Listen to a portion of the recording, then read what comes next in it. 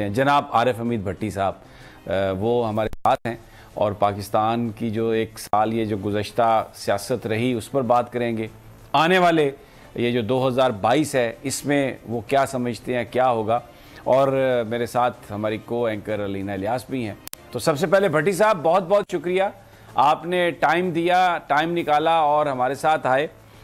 सबसे पहले तो मेरा आपसे सवाल ये है कि ये 2021 जो है ज़रा इसके बारे में, ये जो गुजरा है साल, ऐसी तवक्को थी आपको ऐसे ही गुजरेगा या क्या आपको लगा बीच में कुछ अनएक्सपेक्टेड हुआ?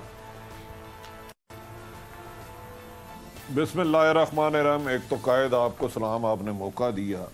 2021 पे यही बात कहूँगा, ना इंसाफियों का साल रहा, इंतकाम का रहा, धोखादही का रहा, बुलंद व बाले दावों का रहा, गरीब को कुचलने का रहा, इंसाफ को रुसवा करने का रहा, जुल्म का रहा, ज़्यादती का रहा, और जितनी रिश्वत और करप्शन को इस साल फ़रोग दिया गया, ये तारीख बन गई है। मेरी दुआ है कि खुदावंद करीम 2022 में का दिन, सूरज कल का तुलू जब हो तो वो कायदे आज़म का पाकिस्तान हो, वो पाकिस्तान हो जो आम शहरी का पाकिस्तान हो, जिसमें हर खासो आम को वो सहूलतें मिले जो एलीट कप्चर माफिया अशराफिया ने किया हुआ है।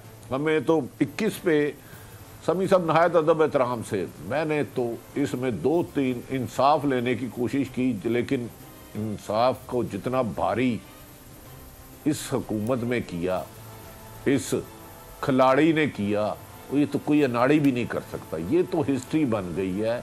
ये तो आपको जब ये हुकूमत जाएगी तो फिर इसके असल साइड इफ़ेक्ट नज़र आएंगे। कहाँ कहाँ 22 करोड़ अवाम को जख्मों से घायल किया गया है। अच्छा, एक मेरा सवाल यहाँ पर है, इमरान खान साहब जैसे आपने कहा खिलाड़ी, उनसे बड़ी तवक्कुआत थी, बड़ी उम्मीदें थी, ज़ाती हवालों से लोग अभी भी ये बात करते हैं कि वो एक साफ़ सुथरे आदमी हैं। हुआ क्या, ये इतनी जो नाकामी हुई है, क्या इमरान साहब की शख्सियत के बारे में अंदाज़ा गलत था, या जो टीम उन्होंने चुनी उसने उनको मौका नहीं दिया, या जो उनके पास असम्बली में अक्सरियत नहीं थी उसकी वजह से कुछ नहीं कर सके? क्या आपकी नज़र में सबसे बड़ा फैक्टर कौन सा है? सभी सब गुजारिश ये है, सारी दुनिया इमरान खान को गलत समझी।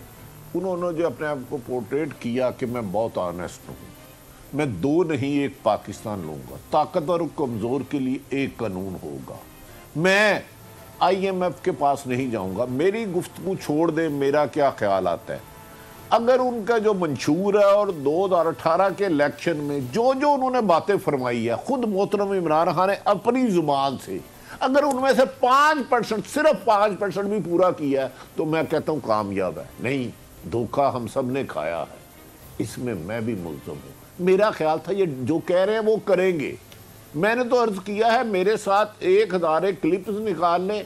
अगर उन्होंने अपने बाद टीम बनाई है तो उन्होंने खुद बनाई है। अगर अक्सरियत नहीं थी तो बैसाखियों के सारे ना आते। अगर जो कप्तान टीम नहीं सेलेक्ट कर सकता, बार बार टीम चेंज करने की बजाय कप्तान चेंज करना पड़ता है। जो कप्तान अपनी टीम को अच्छी फील्ड पे नहीं खिला सकता, इसका मतलब है उसमें ना अहली है, उसमें कमज़ोरी है। मैं किसी एक शख्स की नहीं, अपनी भी बात कर रहा हूँ। तो गुजारिश ये है, कुछ लोग थे जो और लोगों से नाराज़ थे, अब वो भी पछता रहे हैं, कहते हैं ना लुटन वाले और रज रज लुटिया है, सोए तुसी भी हो ते सोए असी भी हैं, अखियां दी लाली पे दस रही है, रोए तुसी भी हो ते रोए असी भी हैं। ठीक है। अच्छा, एक सवाल मेरा, आप क्योंकि लाहौर से हैं, अलीम खान साहब को भी जानते हैं, अमूमी तौर पर जो तस्वुर किया जाता है कि 2 शख्स थे पार्टी के लीडरान, इमरान खान साहब के साथी, जिन्होंने तहरीक इंसाफ पर बहुत ज़्यादा ख़र्चा किया। मसलन जो धरना था 126 दिनों का, उसमें 2 अफराद हैं, एक अलीम खान साहब और एक जहांगीर तरीन साहब, जिन्होंने सारा ख़र्चा उठाया पार्टी का।